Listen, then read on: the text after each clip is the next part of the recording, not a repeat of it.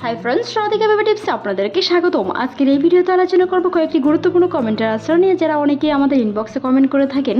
ফেমিকন feel অর্থাৎ গর্ভনিরোধ feel যদি লাল বড়িটি খাওয়া হয় মাসিক হবে কতদিন পর, অথবা লাল পিল খাওয়াকালীন সহবাস করলে বাচ্চা হবে কিনা, তার কিছু গুরুত্বপূর্ণ বিষয় আজকের এই ভিডিওতে আলোচনা করব। আশা করছি মনোযোগ সহকারে দেখবেন। ফেমিকন ফিল বা যে কোনো গর্ভনিরোধ বড়ির নিয়মিত সঠিক সময়ে জন্ম নিয়ন্ত্রণ বড়ি, যেমন ফেমিকন বা সুকি সেবন করলে পিরিয়ডের সময় লাল বড়ি খাওয়ার সপ্তাহ সহবাস করলেও সাধারণত বাচ্চা হওয়ার সম্ভাবনা না থাকলেও কন্ডম ইউজ করা অনেক ভালো। এই লাল পিলগুলো মূলত আয়রন সাপ্লিমেন্ট এবং পিল নিয়মিত করার অভ্যাস বজায় রাখার জন্য দেওয়া হয়ে থাকে, যা গর্ভনিরোধ সুরক্ষা বজায় রাখে। তবে যদি আপনি গর্ভধারণ একেবারে করতে না চান, সেই ক্ষেত্রে সঠিকভাবে নিশ্চিত হওয়ার জন্য কন্ডম ব্যবহার করতে পারেন, তবে অথবা লাল পিল খাওয়ার সময় সহবাস থেকে বিরত থাকতে হবে।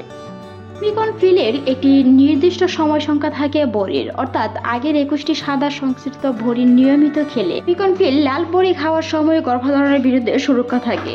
নিয়মিত একই সময়ে বড়ি খাওয়া খুবই জরুরি। ভুলে গেলে বা নিয়ম ভঙ্গ করলে গর্ভধারণের ঝুঁকি ও সম্ভাবনা থাকে।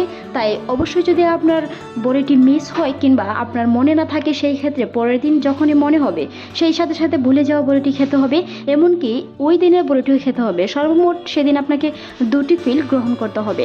যদি আপনি কোনো বড়ির ডোজ মিস করেন, সেই ক্ষেত্রে লাল বড়ি খাওয়ার সপ্তাহে সহবাস করলে কন্ডম ইউজ করা খুবই গুরুত্বপূর্ণ। লাল পিল সেটি আয়রনে সাপ্লিমেন্ট করে গর্ভনিরোধের তরকম একটা সুরক্ষা না দিলেও সেই সময় আপনাকে কন্ডম ইউজ করা খুবই গুরুত্বপূর্ণ। মনে রাখতে হবে, গর্ভনিরোধ অবশ্যই এড়াতে চাইলে সঠিক নিয়মে নিয়মিত ফিল ব্যবহার কিংবা নিয়মিত ফিল খেয়ে যেতে হবে।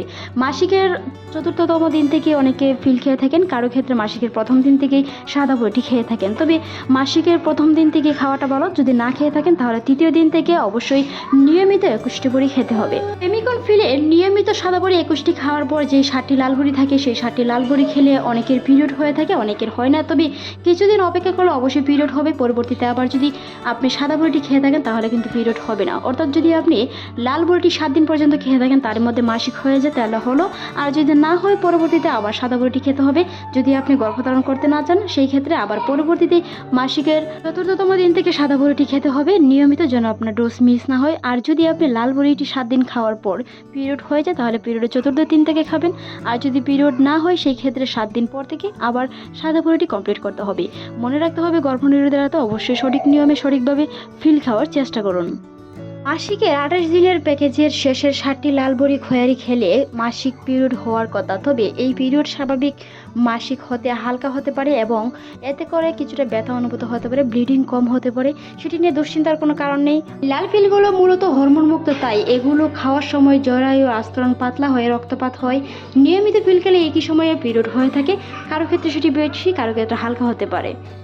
লাল পিল খেতে ভুলে গেলে ব্যাক পিরিয়ডে বিশেষ প্রভাব পড়ে না, তবে পরবর্তী প্যাকেজে সাদা বড়ি সঠিক নিয়মে খেতে শুরু করতে হবে।